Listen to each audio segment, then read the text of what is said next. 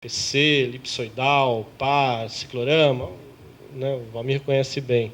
E representa algumas companhias internacionais aqui, além da parte de estrutura, que é a Feeling, né, e movimento de câmera, que é a parte já da Quanta, que faz essa parte de filmagem, né, que é uma outra área que a gente atua.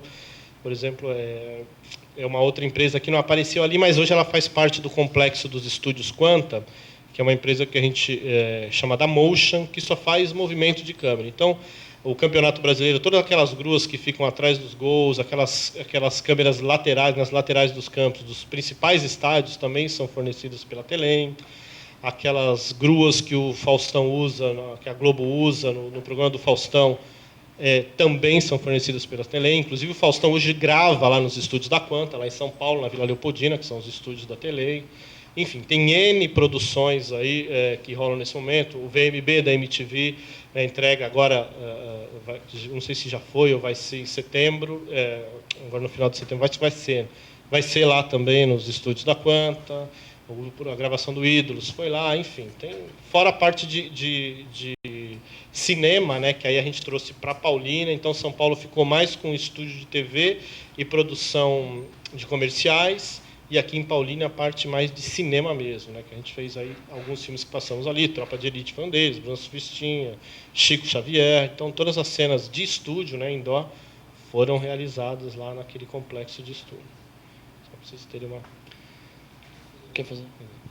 É só uma curiosidade que eu não conheço nada de broadcasting, mas é só para ter uma referência.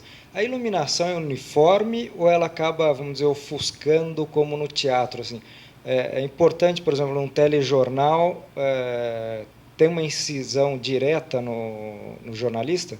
Sim, sem dúvida. Só que a gente tem filtro hoje que compensa isso, né? O ofuscamento, o posicionamento. Então, a gente tem recurso, né? A gente precisa, sim, da luz incidente diretamente em cima, não só falando de um telejornal, por exemplo, dos apresentadores, como do cenário que está sendo iluminado atrás dele, etc.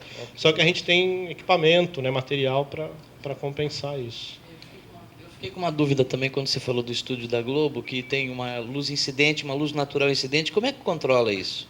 Oi? Bom, lá tem um segredinho lá. Atrás dos apresentadores ali, você pode ver no Bom Dia São Paulo, por exemplo, que é o primeiro jornal, quando começa, está de noite, né? Então, se vocês repararem, né, que a gente que instalou aquilo, a gente já sabe. O jornal começa à noite e logo já vira dia, né? Porque começa às 6 horas, às vezes, principalmente na hora de verão, tá de noite ainda, né? Então, a gente tem ali 2 varas atrás, imediatamente atrás dos apresentadores e na frente daquele vidro, né, que faz um L ali, que mostra a Marginal Pinheiros ao fundo, que com uma trama de... Como é que chama isso? Me fugiu o nome agora. Parece aquela coisa de berço de criança. Véu? Aquele véu. Tem um nome, aquilo que eu esqueci. É tule, exatamente. Uma tule preta, né, com uma trama mais aberta e outra mais fechada. E com aquilo ali a gente regula a passagem de luz, né, e fica imperceptível no vídeo. É um dos segredos que a gente tem lá para controlar a luz. Já não é mais segredo, então. Pois é.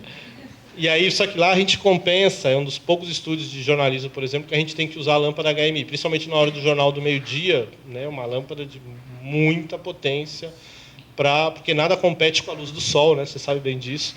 Então, a gente precisa ter uma incidência de luz lá significativa para poder sair com qualidade a imagem que a gente recebe, balancear tudo isso. E aí tem todos, né, a gente tem já uma luz preparada para os dias mais cinzentos, né, onde a temperatura de cor está super elevada, para os dias de céu aberto, para a noite, para o jornal da manhã, onde o sol está nascendo, enfim, tem toda uma luz preparada para os vários ambientes que podem estar lá, os vários tipos de luz, né? Às vezes o jornal algumas vezes já aconteceu essas tempestades que ocorrem em São Paulo no verão, mesmo de manhã o céu está claro, de repente ele escurece e a gente tem lá, os caras têm que estar tudo pronto com a luz preparada, porque se o dia vira noite, por exemplo, a gente tem que ter a compensação, etc. Então tem toda lá uma estrutura. Isso foi pensado, né, para poder, a partir do momento que eles decidiram fazer um estúdio que teria incidência de luz externa, né, luz do dia, a gente teve que pensar em tudo isso para poder ter as compensações quando necessário. Mais alguma pergunta? Deixa eu passar o microfone, por favor. Tem duas. Luiz, meu nome é Alessandro, meu trabalho maior é na área de teatro, né? E uma dúvida que surgiu agora, que eu vi uma das fotos ali, eu falo assim que eu conheço o teatro feito pela Telem pelo plug PTV. É PTV, né? Não errei o nome. E, no entanto, eu vi ali numa das fotos que tinha um Pinistec também. Tá? Eu quero saber, em informação técnica, como é o funcionamento de um e de outro. Existe carga? Como é isso? Porque eu vejo muito o stack também para o pessoal de TV. Porém, para teatro eu nunca vi. Um detalhe ou outro assim que eu vi. Essa exigência foi uma exigência do pessoal do Teatro Municipal do Rio de Janeiro. Né? Ele, na verdade, o stack ele é um plug para 16 amperes. O nosso, por exemplo, é de 20. Né? Conhece? É 20 amperes. Então, mas aquilo lá, existem casos onde tem a exigência do cliente que a gente tem que atender à solicitação. E como o Teatro Municipal, esse plug da Telem é um plug que não vende no mercado, ou seja, só vende na Telem, e o stack é um plug que vende no mercado, pode ir na loja e comprar esse plug, o pessoal, por conta de várias produções que vêm de tudo quanto é lugar do Brasil e do exterior, eles preferiram usar um tipo de plug que, se o cara chegar lá, um tipo de tomada, no caso, né, porque o que está lá na tomada, o cara chegar lá e não tiver o plug que se adapte naquele 3 pino da stack, ele pode ir na loja da esquina e comprar um plug, botar no refletor dele e ligar. Já o da Telem, se chegar lá uma produção no fim de semana, ele não vai conseguir em lugar nenhum. Então, foi por conta disso que... Né, e por uma solicitação deles que a gente utilizou aquele tipo de tomada e, consequentemente, de plug, obviamente, nos refletores. Bem observado. O PTV ele é padrão inglês ou americano? Não, o Stage Pin, não. Hoje é um padrão universal. Né? Universal. Tá. Tem tanto nos Estados Unidos quanto na Europa. Obrigado.